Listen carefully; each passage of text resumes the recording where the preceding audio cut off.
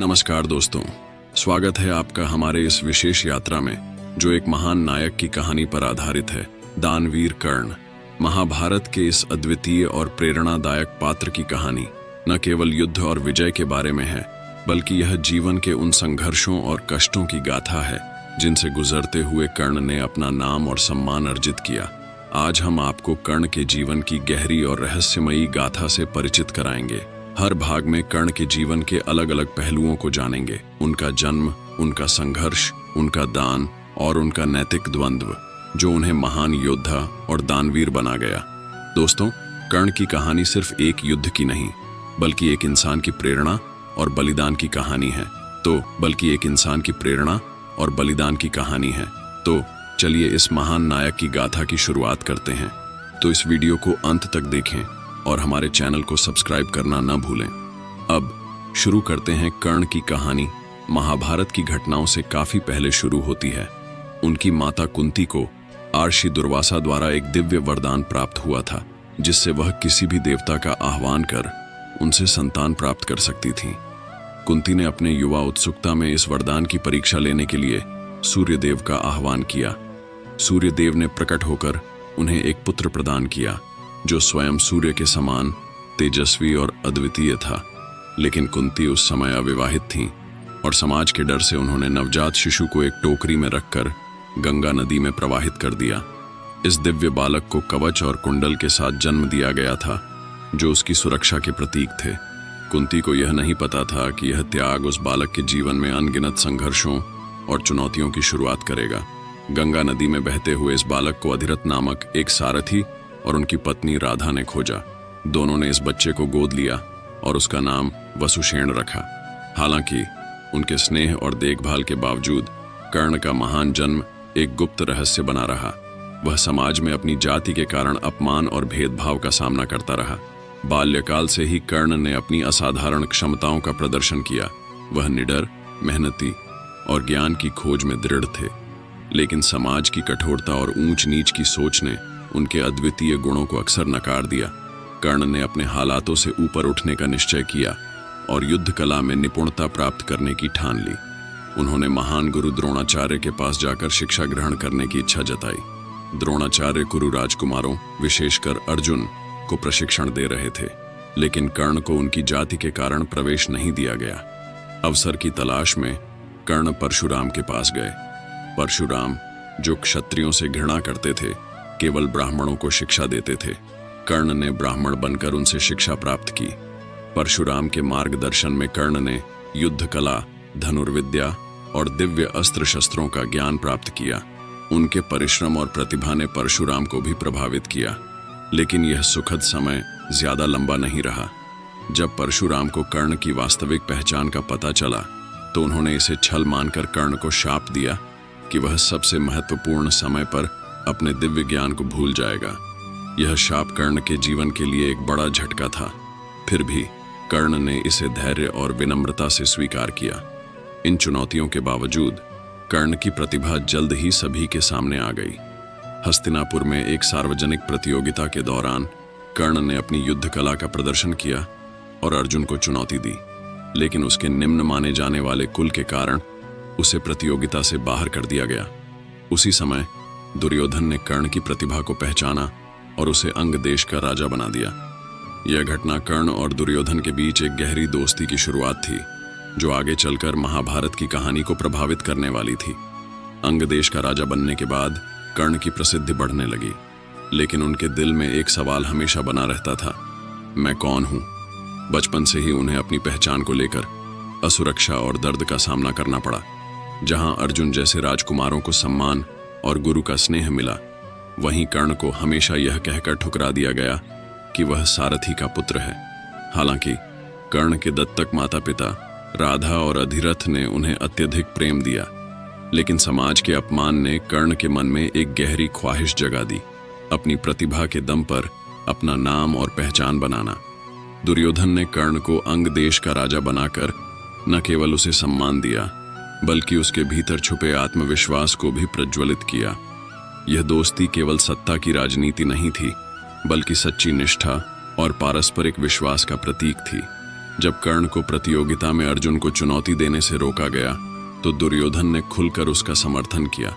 दुर्योधन ने कर्ण से कहा, तुम्हारी जन्मस्थली नहीं, तुम्हारी योग्यता तुम्हारी पहचान है। इस मित्रता ने कर्ण को न केवल एक योद्धा के रूप में बल्कि एक दोस्त के रूप में भी परिभाषित किया। हालांकि यह संबंध आगे चलकर कर्ण के लिए बड़ी चुनौतियां और नैतिक दुविधाएं लेकर आया। द्रोणाचार्य के शिष्य अर्जुन को उस युग का सर्वश्रेष्ठ धनुर्धर माना जाता था, लेकिन कर्ण ने हमेशा अर्जुन को चुनौती दी। जहां अर्जुन अपने गुरु के सानिध्य में निखरा, वहीं कर्ण को परशुराम से शिक्षा लेने के लिए छल का सहारा लेना पड़ा। यहां तक कि जब परशुराम का शाप कर्ण के जीवन में एक बाधा बन गया, कर्ण ने हार नहीं मानी। उन्होंने अपनी मेहनत और अभ्यास से खुद को इतना सक्षम बनाया कि वे अर्जुन के सबसे बड़े प्रतिद्वंद्वी बन गए। कर्ण ने न केवल युद्ध कला में अपनी जगह बनाई, बल्कि समाज की कड़ी व्यवस्थाओं को भी चुनौती दी। वह जानते थे कि एक सारथी का पुत्र होने के कारण उन्हें सूतोपुत्र कहकर अपमानित किया जाएगा। महाभारत के सभा प्रसंग में जब द्रौपदी स्वयंवर के दौरान कर्ण ने प्रतियोगिता में भाग लेने की कोशिश की, तो द्रौपदी ने स्पष्ट रूप से कह दिया, मैं सूतपुत्र से विवाह नहीं करूंगी। यह अपमान कर्ण के जीवन का एक बड़ा मोड़ था।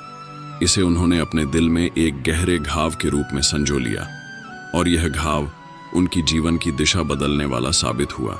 कर्ण की सबसे बड़ी विशेषता उनकी दानशीलता थी। उन्होंने हमेशा जरूरतमंदों की सहायता की, चाहे वह गरीब हो, ब्राह्मण हो या उनके दुश्मन।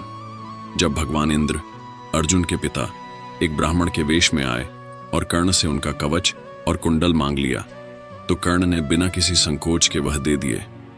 कर्ण जानते थे कि यह कवच और कुंडल उनकी मृत्यु का रक्षण थे। फिर भी उन्होंने अपना जीवन दूसरों की सेवा और सहायता के लिए समर्पित कर दिया। कर्ण के इस कार्य ने उन्हें दानवीर का खिताब दिलाया। उनकी निष्ठा और परोपकार ने समाज के हर वर्ग का दिल जीत लिया। लेकिन उनके जीवन की त्रासदी यहीं से गहरी होने लगी। अंगराज बनने के बाद कर्ण ने अर्जुन को चुनौती देना जारी रखा। दोनों के बीच एक गहरी प्रतिस्पर्धा थी, जो न केवल व्यक्तिगत बल्कि दार्शनिक और सामाजिक स्तर पर भी थी। अर्जुन, जो राजकुमार और द्रोणाचार्य के शिष्य थे, को हमेशा धर्म और मर्यादा का प्रतीक माना गया। कर्ण, जो अपनी योग्यता के बावजूद अपमानित होते रहे, समाज के उन लोगों का प्रतिनिधित्व करते थे जिन्हें अवसरों से वंचित रखा गया था। दोनों का यह द्वंद्व महाभारत के युद्ध की नींव रख रहा था। अब हम देखेंगे कि कैसे कर्ण ने अपने मित्रों, आदर्शों और कर्तव्यों के बीच संतुलन बनाने की कोशिश की, और यह प्रयास उन्हें महाभारत के युद्ध तक ले गया। कर्ण के जीवन में सबसे बड़ी चुनौती यह थी कि वह दुर्योधन के प्रति अपनी निष्ठा और समाज के प्रति अपने धर्म के बीच झूलते रहे। दुर्योधन ने उन्हें अंग देश का राजा बनाकर सम्मान दिया था। इसके बदले में कर्ण ने दुर्योधन को अपना जीवन समर्पित कर दिया। लेकिन कर्ण के सामने कई बार ऐसे क्षण आए जब उन्हें समझ नहीं आया कि दुर्योधन के अनैतिक कार्यों का समर्थन करना सही है या गलत। जब पांडवों को छल से वनवास भेजा गया और द्रौपदी का चीरहरण सभा में हुआ, तो कर्ण का व्यवहार एक गहरी दुविधा का उदाहरण बना। कर्ण ने उस समय दुर्योधन और शकुनी का समर्थन किया और द्रौपदी का अपमान किया, लेकिन बाद में जब वह शांत होते थे तो उन्हें अपने किए पर पछतावा भी होता था। महाभारत युद्ध के आरंभ से पहले कर्ण का जीवन उस समय उलझ गया जब कुंती ने उससे मिलने का निर्णय लिया। कुंती ने कर्ण को उसके वास्तविक जन्म की सच्चाई बताई। वह पांडवों का बड़ा भाई और सूर्यपुत्र है। यह सुनकर कर्ण को गहरा आघात लगा। उसे महसूस हुआ कि उसे न केवल उसकी पहचान से वंचित किया गया, बल्कि उसके जीवन का हर संघर्ष एक रहस्य का परिणाम था। लेकिन कर्ण ने कुंती से कहा, माता, मैंने अपना जीवन दुर्योधन को समर्पित कर दिया है। मैं उसे धोखा नहीं दे सकता। उन्होंने यह भी वादा किया कि वह महाभारत के युद्ध में पांडवों को केवल अर्जुन के साथ लड़ाई में चुनौती देंगे और अन्य पांडवों को क्षति नहीं पहुंचाएंगे। कर्ण का यह निर्णय उनकी निष्ठा और सम्मान का प्रतीक था। कर्ण का चरित्र उस समय और भी अधिक जटिल हो गया जब भगवान कृष्ण ने उनसे मिलकर उन्हें पांडवों का पक्ष लेने के लिए मनाने का प्रयास किया। कृष्ण ने कर्ण से कहा कि वह धर्म के लिए युद्ध करे और अपने भाइयों के साथ शामिल हो। लेकिन कर्ण ने कृष्ण से कहा, हे केशव, मैं जानता हूं कि मेरा पक्ष धर्म का नहीं है, लेकिन दुर्योधन ने मुझे वह सम्मान दिया जो मेरे अपने परिवार ने मुझसे छीन लिया। अब मैं उसका साथ नहीं छोड़ सकता। कर्ण के इस उत्तर ने यह स्पष्ट कर दिया कि वह भले ही अनैतिक पक्ष में था, लेकिन उसके भीतर अपने मित्र और अपने धर्म के प्रति एक सच्चाई और प्रतिबद्धता थी। महाभारत का युद्ध कर्ण के जीवन का सबसे निर्णायक चरण था। दुर्योधन ने कर्ण को कौरव सेना का सेनापति बनाया। कर्ण ने अपने शौर्य, पराक्रम और रणनीति से यह सिद्ध कर दिया कि वह अर्जुन के बराबर ही नहीं, बल्कि उससे भी बड़ा योद्धा है। उसने युद्ध में कई महारथियों को परास्त किया और कौरवों के लिए निर्णायक क्षणों में विजय की आशा भी पैदा की। लेकिन कर्ण का दुर्भाग्य था कि उसके जीवन में कई शाप और कमजोरियां उसे लगातार पीछे खींचती रहीं। परशुराम का शाप, जिसके कारण वह युद्ध के निर्णायक समय में दिव्यास्त्रों का ज्ञान भूल गया। रथ का पहिया जमीन में धंस जाना, जो उसकी मृत्यु का कारण बना। महाभारत के युद्ध का सबसे महत्वपूर्ण और प्रतीक्षित क्षण था अर्जुन और कर्ण का सामना। अर्जुन, जो पांडवों के धर्म और सत्य का प्रतीक था, और कर्ण, जो संघर्ष और निष्ठा का प्रतीक था। दोनों योद्धाओं ने अपने जीवन की सर्वश्रेष्ठ युद्ध कला का प्रदर्शन किया। युद्ध के दौरान जब कर्ण का रथ का पहिया जमीन में धंस गया, तो उन्होंने अर्जुन को युद्ध विराम का आग्रह किया। लेकिन भगवान कृष्ण ने अर्जुन को आदेश दिया कि कर्ण को बिना कोई मौका दिए मार दिया जाए।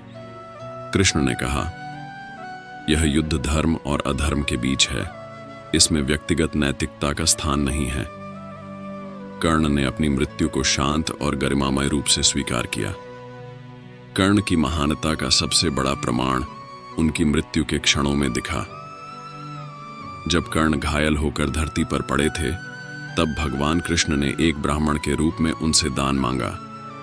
कर्ण ने अपनी मृत्युशैया पर भी अपनी पहचान और कुंडल दान कर दिए।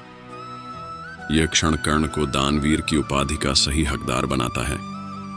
दोस्तों, दानवीर कर्ण का जीवन एक प्रेरणा है, जो हमें सिखाता है कि सच्चे नायक वे नहीं होते जो केवल युद्ध जीतते हैं, बल्कि वे होते हैं जो अपने आदर्शों, अपने धर्म और अपने कर्तव्यों के लिए जीवन की आखिरी सांस तक संघर्ष करते हैं। कर्ण का जीवन हमें यह समझाता है कि सफलता का रास्ता कभी भी आसान नहीं होता, लेकिन अगर हमारी निष्ठा, हमारी मेहनत और हमारा उद्देश्य सही है, तो हम किसी भी संघर्ष से ऊपर उठ सकते हैं। धन्यवाद।